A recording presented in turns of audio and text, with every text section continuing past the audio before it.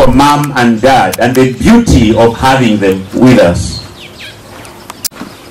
Public opinion showed that 84% of Kenyans had said no to that finance bill that raised tax to unprecedented levels, that imposed levies like housing that already very thin pay slips in the current economic situation were getting thinner. And many of them are professionals who are here. You're feeling the pinch, you're feeling the pain. And when Mtata took him on, wachana na hiyo mambo ya kunipeleka kotini. Lakini juzi akasema wale mmenipeleka kotini, I'm going to deal with you. Na usifikiri sote nilipewa ni kukata mboga. Hii sote itakuwa ni ya ambao mnapiga mimi. Wale mnapeleka mambo housing hili kotini. So I think tell my brother Mtata that we are together and no amount of threats will count.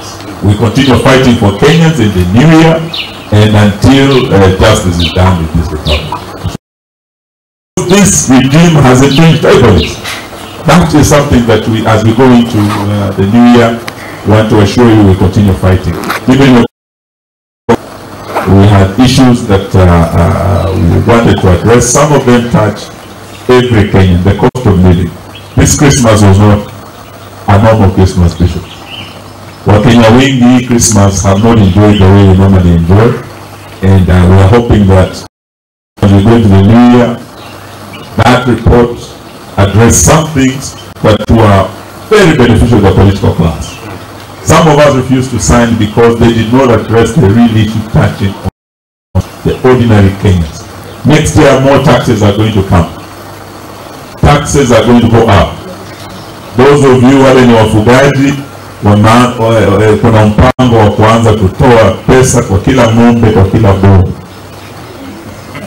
Ukiwa na ng'ombe, watakuwa jamaa anaitwa Zakayo, atakuwa anatafuta shilingi 2,000 kwa kila ng'ombe. Kwa kila mbuzi, they propose to tax you 600 shillings. Kwa kila mbuzi. Alafu wanakuja pia kwa kuku.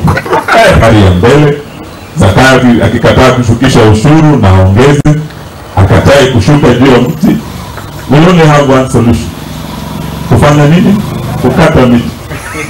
Tutaomba mtusaidie to sharpen our axes as we go into the new year. Kukata hii miti so that we can bring about good leadership. Itajali wananchi, itakomesha ufisadi na ukabila.